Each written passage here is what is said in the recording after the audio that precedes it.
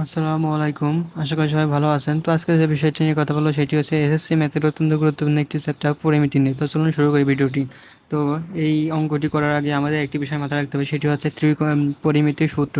পরিমিতির সূত্রগুলো আপনি যদি জানেন তাহলে অঙ্কটি আপনার কাছে খুবই সহজ লাগবে, আর যদি না জানেন তাহলে আপনার মাথার উপর দিয়ে যাবে। তো অঙ্কগুলো করার ক্ষেত্রে আমি আপনাকে একটা কথাই বলবো, সেটি হচ্ছে সূত্রগুলো আগে আয়ত্তে আনুন, তারপর অঙ্ক করুন। তো এখানে ক নম্বরে বলা হয়েছে একটি ঘনকের সম্পূর্ণ পৃষ্ঠের ক্ষেত্রফল 1014 হলে এর কর্ণের দৈর্ঘ্য নির্ণয় করো। তো আমরা এখন কি করতে পারি, এখানে লিখবেন ক নম্বর, মনে করি ঘনকের এক বাহু সমান a। তাহলে ঘনকের এক বাহু সমান যদি a হয় তাহলে সম্পূর্ণ পৃষ্ঠের ক্ষেত্রফল কী হবে, 6a²। কারণ আমরা জানি ঘনকের সম্পূর্ণ পৃষ্ঠের ক্ষেত্রফলের সূত্র হচ্ছে 6a²। তাহলে আমরা সেটা লিখি, ঘনকের ঘনকের সম্পূর্ণ পৃষ্ঠের ক্ষেত্রফল সমান 6a²।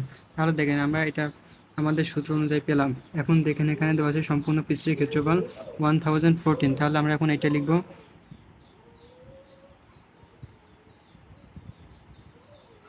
6a² সমান 1014। তো দেখেন এখানে এই 6টা এর সাথে গুণ আকার আছে, তাহলে সমান সমান ওই পাশে কি নিশ্চয়ই ভাগ আকার হবে। তাহলে a² সমান 1014/6। তাহলে আমরা যদি এটা করি, এটাকে ভাগ করলে হবে 169। তাহলে 169-এর উপর রুট হবে, কারণ এখানে স্কয়ার ছিল, স্কয়ার সমান সমান ওই পাশে যে হবে রুট। তাহলে 169। তাহলে এখন এ সমান হবে 13। তাহলে এই সময় আমরা পেয়েছি 13। এখন আমরা এটা কর্ণের দৈর্ঘ্য নির্ণয় করবো। তো আমরা জানি ঘনকের কর্ণের দৈর্ঘ্য সূত্র হচ্ছে, ঘনকের কর্ণের দৈর্ঘ্য সমান হচ্ছে √3a। তাহলে আমরা এর একটা মান পেয়েছি, সেটি হচ্ছে √3 × 13। তাহলে আমাদের হচ্ছে 22.517 মিটার। তো আশা করি বিষয়টি বুঝতে পেরেছেন। আমাদের ক নাম্বারটা হয়ে গেছে, আমরা এখন খ নাম্বারটা করব। খ নাম্বারে বলা হয়েছে ABCD বেলুনের সমগ্র তলের ক্ষেত্রফল নির্ণয় করো। তো আমরা এখন এটাই করবো। তো আমি একটি এখানে চিত্র এঁকে নিয়েছি। তো আপনারা যদি মন চায় তাহলে আপনারাও এঁকে নেবেন।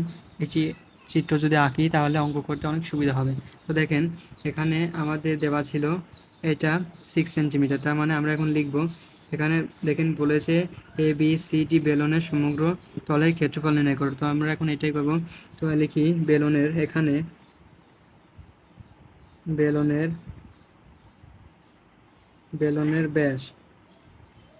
ব্যাস কত, দেখেন এখানে বেলুনের ব্যাস হচ্ছে এবি। এবি এবির সমান হচ্ছে 6 সেন্টিমিটার। তাহলে যদি আমরা ব্যাসার্ধ বের করতে চাই তাহলেই ব্যাসের অর্ধেক হবে। তাহলে আমরা এখন সেটাই করব। তো এর ব্যাসার্ধ কি হবে, ব্যাসার্ধ সমান হবে AB/2 সমান 6/2 সমান 3 সেন্টিমিটার। এটা হচ্ছে আমাদের ব্যাসার্ধ, আর আমাদের উচ্চতা দেওয়া আছে 8 সেন্টিমিটার, এবং উচ্চতা সমান উচ্চতা h সমান 8 সেন্টিমিটার। তাহলে এখন আমরা কি করতে পারি, আমরা জানি বেলুনের সমগ্র তলের ক্ষেত্রফল হচ্ছে 2πr × r+h। তাহলে আমরা এখন সেটাই করবো। সূত্র না জানলে কিন্তু অঙ্ক হবে না, আগেই বলে দিচ্ছি। তাহলে অতএব বেলুনের সমগ্র তলের ক্ষেত্রফল সমান 2πr × r+h। যদি আমরা এটা করি তাহলে 2 × পায়ের মান হচ্ছে 3.1416 × r এর মান হচ্ছে 3 সেন্টিমিটার ইন্টু, এখানে দেখেন আর এর মান হচ্ছে 3 + 8।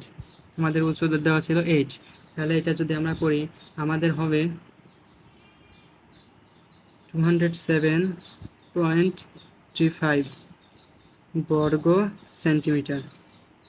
আশা করি বুঝতে পেরেছেন।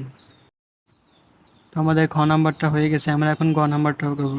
তো গ নাম্বারে বলা হয়েছে ত্রিভুজ এ ও ডি এর মান এর সমান ক্ষেত্রফল বিশিষ্ট বৃত্তের পরিধি নির্ণয় করো। তাহলে ত্রিভুজ এ ও বি এর সমান ক্ষেত্রফল বিশিষ্ট বৃত্তের পরিধি নির্ণয় করো। তাহলে আমরা এই চিত্রটা এঁকে নিলাম। এখানে আপনার যদি মন চায় আঁকবেন, না আঁকলেও সমস্যা নেই। তাহলে দেখেন চিত্র থেকে আমরা কি পাই?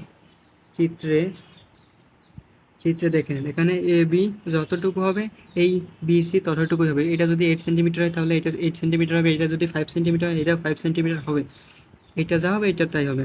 তাহলে আমরা কি লিখতে পারি? এডি সমান বিসি সমান 8 সেন্টিমিটার, কারণ দুইটাই বলেছি সমান, আর এইটা সমান হবে। তাহলে এবি সমান, তাহলে এবি সমান ডিসি সমান 6 সেন্টিমিটার। এখন দেখেন কর্ণ, এটা হচ্ছে আয়তক্ষেত্রের কর্ণ, আয়তক্ষেত্রের কর্ণ, এই কর্ণ এবং এই কর্ণ দেখেন সমান, এবং এরা পরস্পর কোন বিন্দুতে ছেদ করেছে? ও বিন্দুতে। তাহলে আমরা এখন এটাই লিখব, কর্ণ এ সি ও বিডি পরস্পর ও বিন্দুতে ছেদ করেছে। তাহলে দেখেন আমরা এখন কর্ণের মান বের করবো। তো দেখেন এইটা যদি আমরা একটা ত্রিভুজ কল্পনা করি, এইটা এ বি সি একটা ত্রিভুজ যদি কল্পনা করি, তাহলে এইটার মান আমরা পেয়েছি 6 সেন্টিমিটার, এটার মান আমরা পেয়েছি 6 সেন্টিমিটার, এটার মান পেয়েছি 8 সেন্টিমিটার। তাহলে দেখেন এটা ত্রিভুজে, এটা হচ্ছে লম্ব, এটা হচ্ছে ভূমি। তাহলে লম্ব এবং ভূমির মান আমরা পেয়ে গেছি। এখন আমাদের মান বের করতে হবে অতিভুজের। তো আমরা জানি পিথাগোরাসের উপপাদ্য অনুসারে অতিভুজ স্কয়ার সমান লম্ব স্কয়ার প্লাস ভূমি স্কয়ার। তো পিথাগোরাসের উপপাদ্য অনুসারে এখানে লিখবেন জানি, পিথাগোরাসের উপপাদ্য অনুসারে লিখে নেবেন, সমস্যা নেই। তাহলে এখানে এসি, এখানে যেহেতু অতিভুজ এসি সমান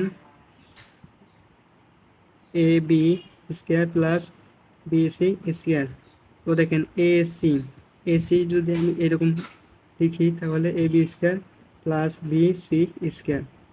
কারণ দেখেন এসির উপরে স্কয়ার আছে, স্কয়ার সমান সমান ওই পাশে গেলে হবে রুট, তো এখানে সেইটাই করেছি আমি। তো দেখেন এখানে এসি সমান কি হচ্ছে? এসি সমান এবির মান হচ্ছে 6 সেন্টিমিটার, তাহলে এবির মানটা বসিয়ে দিই, প্লাস বিসি মান হচ্ছে 8 সেন্টিমিটার, তাহলে এটার মান বসিয়ে দিই। তো এটা যদি আমরা করি তাহলে এসির মান আমাদের এখানে হচ্ছে 100, তাহলে 100 হইল, এখানে 100 হলো। তাহলে এখন কি করা যায়? এখন এটাকে আমরা রুট করলে এসির মান বের হয়ে যাবে, তাহলে 10।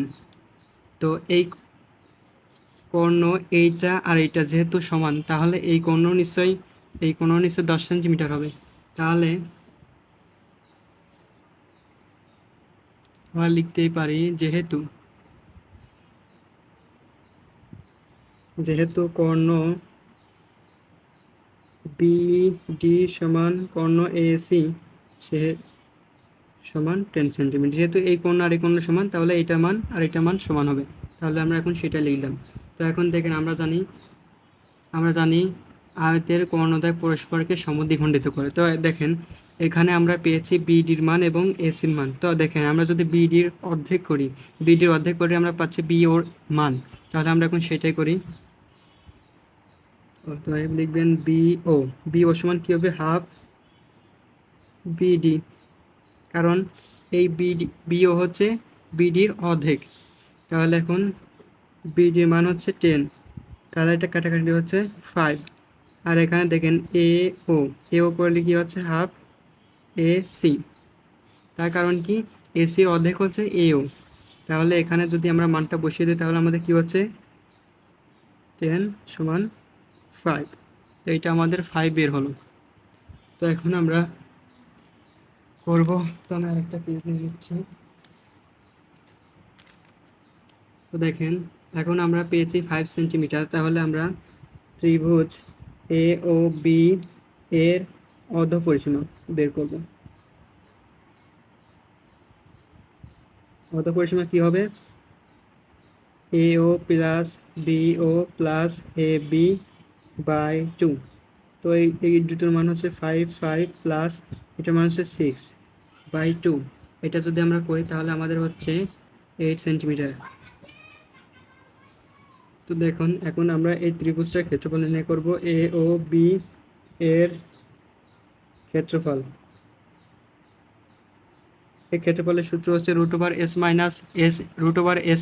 Into s minus a s minus b s minus c। তো আমরা এখন সেটা করি, s মাইনাস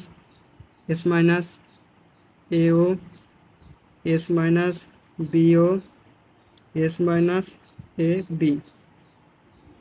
তো আমরা এখন এটা করব। তাহলে এস এর মান আমরা পেয়েছি 8 সেন্টিমিটার, তাহলে 8 এস এর মান আমরা পেয়েছি 8 মাইনাস এ ওর মান পেয়েছি 5, 8 - 5 8 - 6 এর উপরে রুট ওভার। যদি এগুলো আমরা গুণ করি তাহলে হচ্ছে রুট ওভার 144। তো এটা যদি করি তাহলে আমাদের 12 আসছে। 12 আসে। তো আমরা এখন এটা পেলাম ত্রিভুজটার ক্ষেত্রফল। এখানে দেখেন প্রশ্নে আমাদের বলে দিয়েছিল ত্রিভুজ এ ও বি এর ক্ষেত্রফল সমান, মানে বৃত্তের ক্ষেত্রফল আর ত্রিভুজের ক্ষেত্রফল হচ্ছে সমান। তাহলে বৃত্তের ক্ষেত্রফল আমরা জানি পাই আর স্কয়ার। তাহলে আমরা এখন লিখতে পারি প্রশ্ন মতে পাই আর স্কয়ার সমান হচ্ছে 12। তাহলে দেখেন এখানে যদি আমরা আরটাকে ফ্রি করি তাহলে এটা হচ্ছে, আমরা যদি আরটাকে ফ্রি করি তাহলে হচ্ছে এইটা 12/পাই এর উপরে রুট ওভার। তাহলে এখানে আর এর মান বের হচ্ছে কত? এখানে আর এর মান আমরা পাচ্ছি 1.9544, এটা পাচ্ছি আমরা আর এর মান। তো এখন আমরা বৃত্তের পরিধি নির্ণয় করবো। অতএব